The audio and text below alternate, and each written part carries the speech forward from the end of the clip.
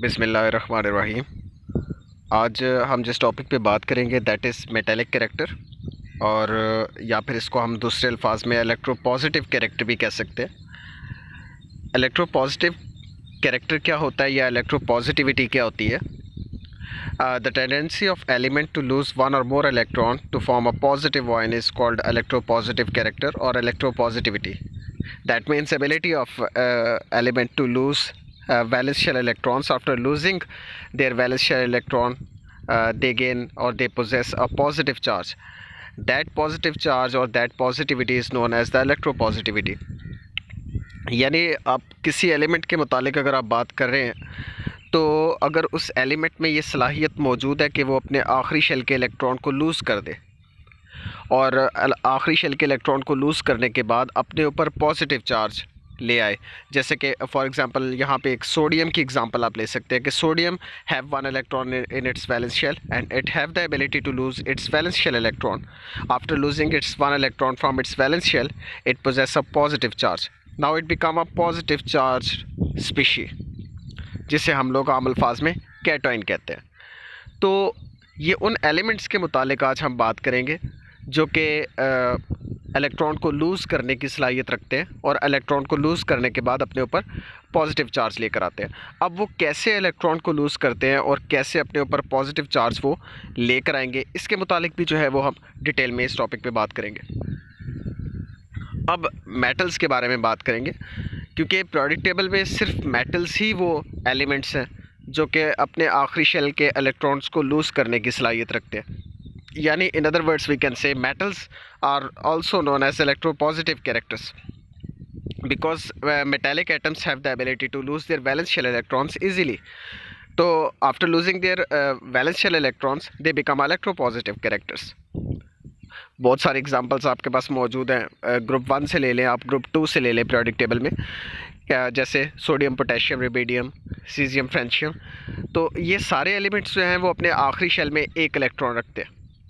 अब एक इलेक्ट्रॉन रखने का मतलब ये है कि it becomes very easy for those elements to lose their valence shell electrons, क्योंकि इनके आखिरी शेल में एक इलेक्ट्रॉन है तो वो बड़ी आसानी से लूज़ हो जाएगा.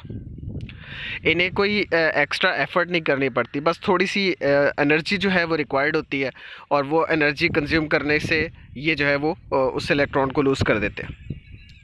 अब energy required to lose its valence shell electron is known as ionization energy.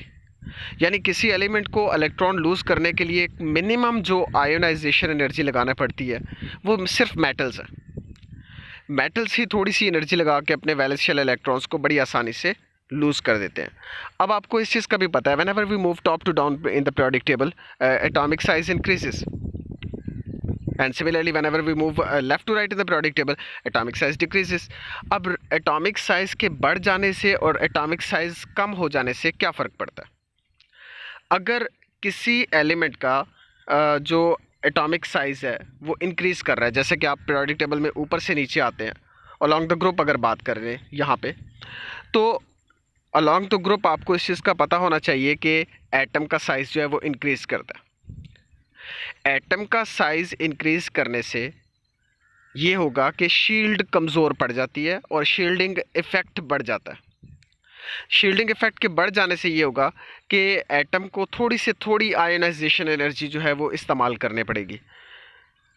अब ऊपर से नीचे आप आ रहे हैं तो एटम के साइज़ में इंक्रीज़ हो रहा है. तो आप देखें, जैसे वो ग्रुप 1 के एलिमेंट्स की अगर मैं बात कर रहा हूँ, पहले हाइड्रोजन आ गया, फिर लिथियम, सोडियम, पोटेशियम, और इस रुबिडियम, सीजियम, फ्रेंशियम.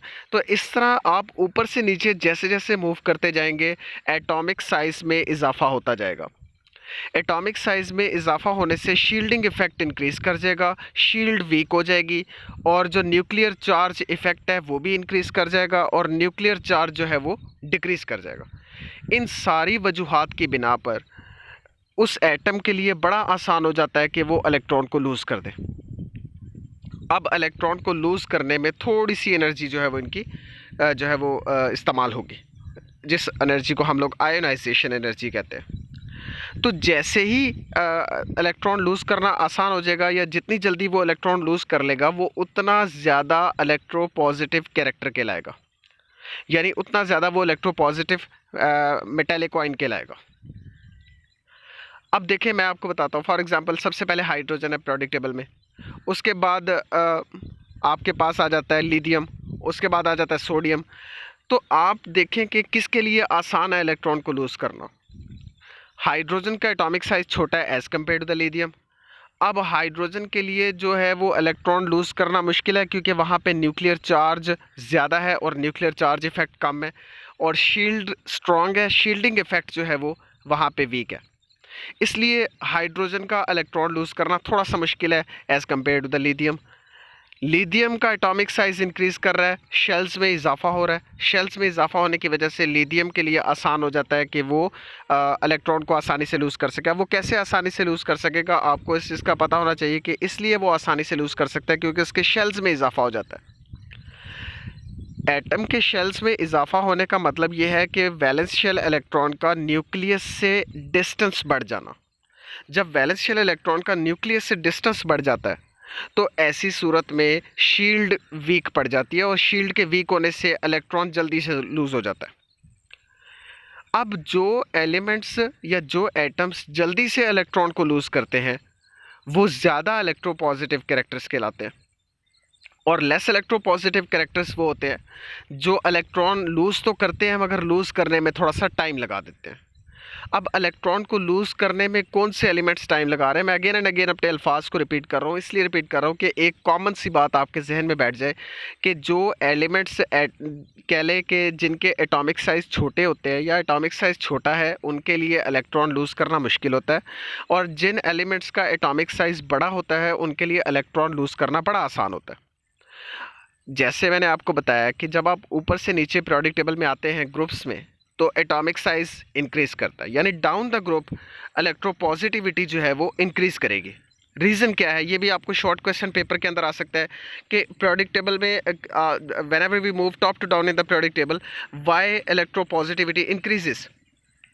तो बड़ा सिंपल सा सादा सा छोटा सा जवाब है इस चीज़ का कि एटॉमिक साइज़ में इजाफा हो जाता है, और एटॉमिक साइज़ में इजाफे की वजह से जो है वो इलेक्ट्रॉन का लूज़ करना उस एलिमेंट के लिए बड़ा आसान हो जाता है।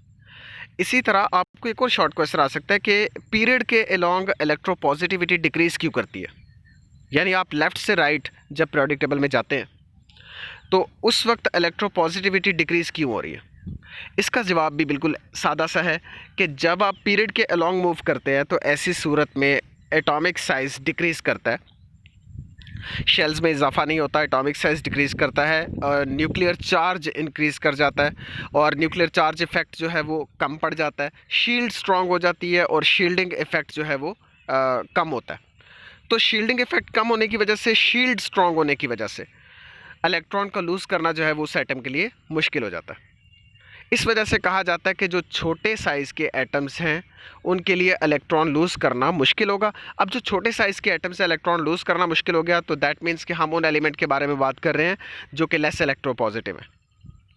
अब एटम का साइज़ बड़ा हो जाना, इलेक्ट्रॉन का जल्दी लूज़ करना, तो इसका मतलब है हम उन एलिमेंट्स के बारे में बात कर रहे हैं जो कि ज़्यादा इलेक्ट्रोपॉजिटिव कैरेक्टर्स हैं, उनके लिए इलेक्ट्रॉन लूज़ करना आसान होता है। तो ये वो वजूहात हैं, ये वो ट्रेंड्स हैं जो कि मैं आपको इलेक्ट्रोपॉजिटिविटी के बारे में बताना चाह रहा था, और होपफुली आप इस चीज़ को जो है वो समझ गए होंगे कि किन एलिमेंट्स के लिए इलेक्ट्रॉन का लूज़ करना आसान होता है और किन एलिमेंट्स के लिए इलेक्ट्रॉन का लूज़ करना जो है वो मुश्किल होता है, कौन से लेस इलेक्ट्रोपॉजिटिव एलिमेंट्स होते हैं और कौन से हाईली इलेक्ट्रोपॉजिटिव एलिमेंट्स होते हैं।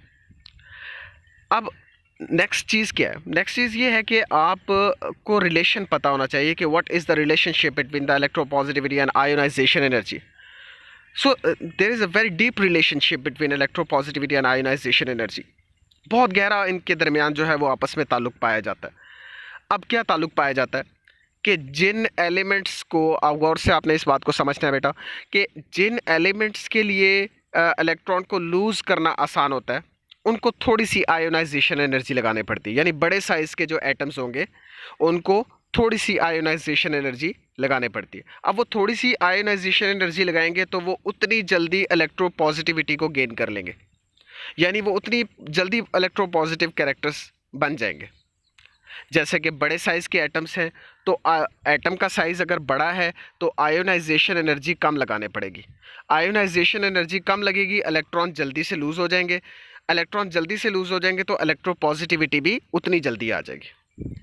इसी तरह अगर एटम का साइज़ छोटा है तो आयोनाइजेशन एनर्जी ज़्यादा लगाना पड़ती है, यानी इलेक्ट्रॉन को लूज़ करने के लिए एनर्जी जो है वो एटम को ज़्यादा लगाना पड़ती है। जहाँ पे एटम को एनर्जी ज़्यादा इस्तेमाल करना पड़े और इलेक्ट्रॉन मुश्किल से लूज़ हो, तो इस वजह से उनके ऊपर इलेक्ट्रोपॉजिटिविटी भी जो है वो उतनी ही लेट आएगी, यानी वो उतने ही लेस इलेक्ट्रोपॉजिटिव एलिमेंट्स कहलाएंगे। ठीक है, तो ये इन दोनों का आपस में जो गहरा ताल्लुक है जो मैंने आपको बताया। नेक्स्ट आपको एक बड़ा शॉर्ट वर्ड्स में पीरियोडिक टेबल में ट्रेंड की तरफ लेकर आता हूँ कि पीरियोडिक टेबल में इनका ट्रेंड जो है वो किस तरीके से पाया जाएगा। जैसे कि आप देख रहे हैं, मैं दोबारा से बता रहा हूँ, मैं इसको पहले रिपीट कर चुका हूँ, पहले आपको बता चुका हूँ, अब मैं रिपीट करने जा रहा हूँ कि आप देखें यहाँ पे ऊपर से नीचे आप मूव करते हैं तो एटम के साइज़ में इजाफा हो रहा है। जब आप ऊपर से नीचे आएंगे तो एटॉमिक साइज़ में इजाफा होता है, और इसी तरह जब आप लेफ़्ट से राइट जाते हैं तो पीरियोडिक टेबल में एटॉमिक साइज़ में बहुत आपको डिक्रीज़ देखने को मिलेगा। अब ऊपर से नीचे आप आ रहे हैं तो एटम के साइज़ में इजाफा हो रहा है। अब यहाँ पे लेफ़्ट से राइट आप जाएंगे तो एटॉमिक साइज़ डिक्रीज़ करेगा।